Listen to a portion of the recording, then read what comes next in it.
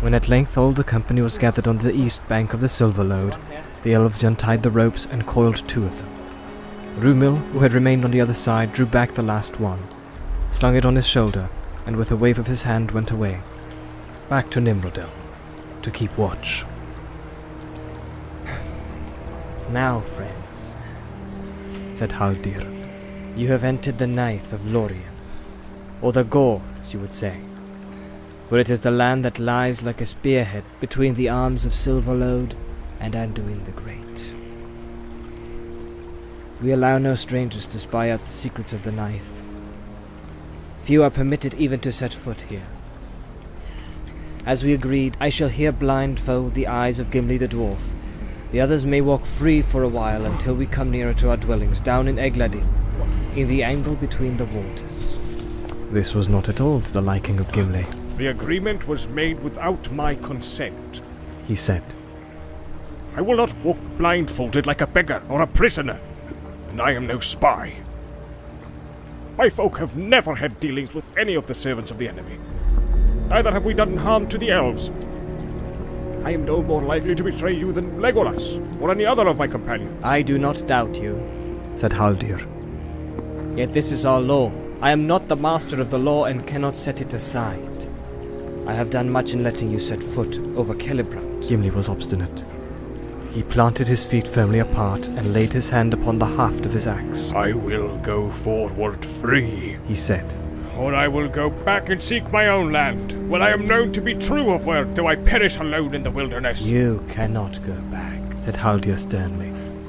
"Now you have come thus far, you must be brought before the Lord and the Lady. They shall judge you, to hold you or to give you leave as they will. You cannot cross the rivers again, and behind you there are now secret citadels that you cannot pass.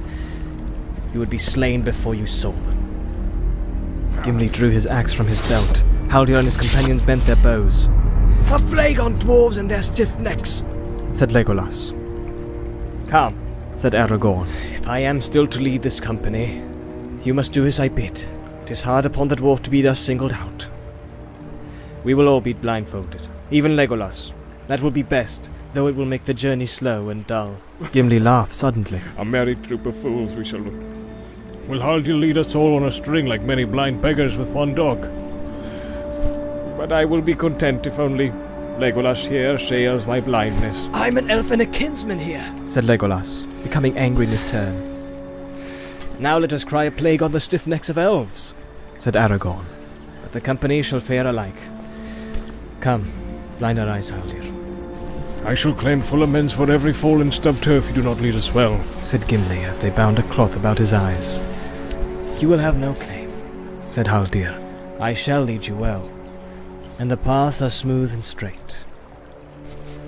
"Alas for the folly of these days," said Legolas. "Here are all enemies of the one enemy, and yet I must walk blind while the sun is merry in the woodland under the leaves of gold." "Folly it may seem," said Haldir. "Indeed in nothing is the power of the Dark Lord more clearly shown than in the estrangement that divides all those who still oppose him. Yet so little faith and trust do we find now in the world beyond Lothlórien, unless maybe in Rivendell, that we dare not by our own trust endanger our land. We live now among an island amid many perils, and our hands are more often upon the bowstring than upon the harp. The rivers long defend us, but they are a sure guard no more, for the shadow has crept northward all about us. Some speak of departing, yet for that it already seems too late. The mountains to the west are growing evil. To the east the lands are waste and full of Sauron's creatures, and it is rumored that we cannot now safely pass southward through Rohan, and the mouths of the great river are watched by the enemy. Even if we could come to the shores of the sea, we would find no longer any shelter there. It is said that there are still havens of the High Elves. They are far north and west, beyond the land of the Halflings. But where that may be, though the Lord and Lady may know, I do not." "You would at least guess, since you have seen us," said Merry. "There are elf havens west of my land, the Shire, where hobbits live." "Happy folk are hobbits to dwell near the shores of the sea," said Haldir. "It is long indeed since any of my folk have looked on it. Yet still we remember it in song. Tell me of the havens as we walk." "I cannot," said Merry. "I've never seen them. I've never been out of my own land before, and if I had known what the world outside was like, I don't think I should have had the heart to leave it.